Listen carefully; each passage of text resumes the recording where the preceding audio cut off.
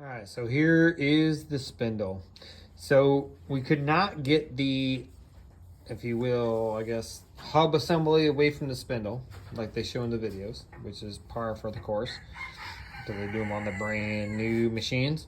So here's what we did. So our spindle hub assembly is together with the bearing in there. We're trying to change this bearing out.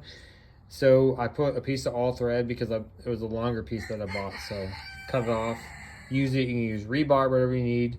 Through the ball joints, we got a washer and nut combo on this side of the all thread. So it'll push forward through there. And then I just had a lug nut laying around and welded it on there. So let's see if it will come out. We already did the other side, so this one should come out the same. Alrighty, it's gonna push against it and bend it, but let's go.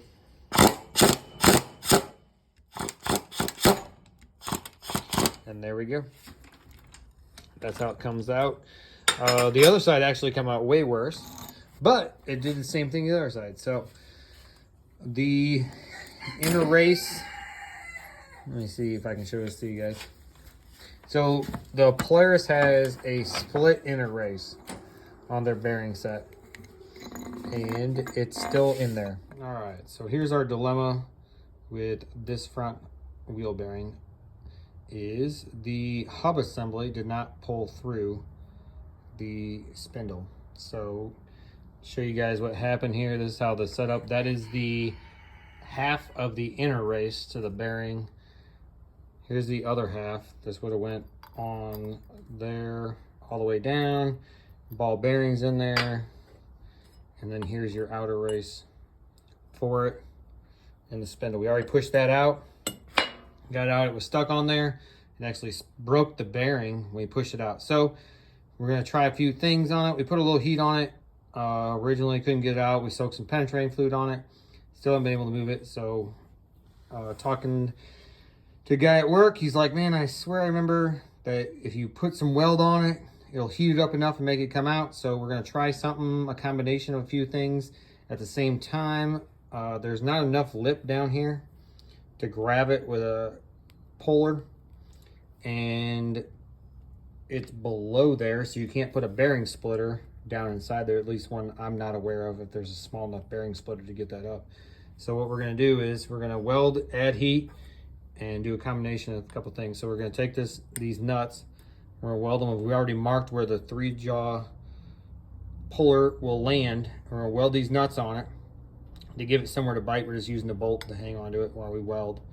We're going to get it somewhere to bite, add heat, and we're going to try and pull. If it doesn't go, we're going to put the torch on it, get it red hot, maybe shock it once with penetrating fluid and see if we can get her out.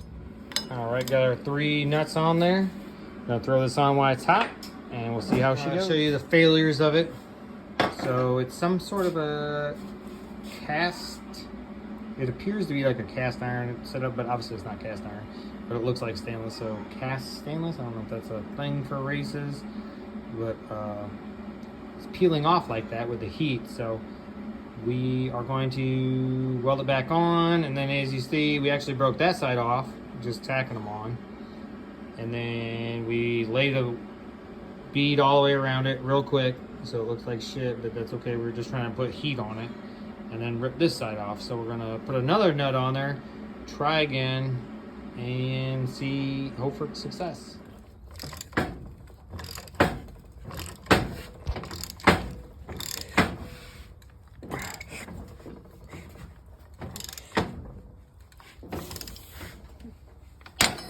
Holy fuck. He's here for the weekend. All right, so we got this one coming up.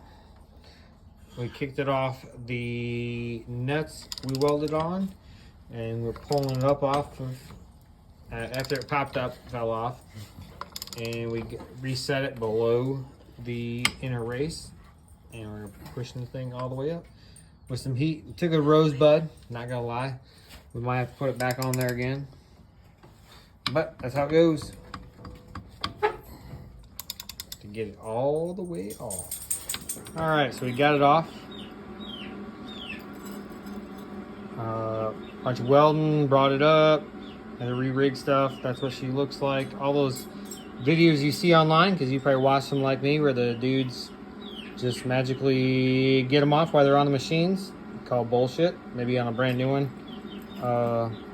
And this machine hasn't even been set. I know the rotors, but you know, the rotors go bad in what, like 1 day of rain, it'll do that. But you got to get that off.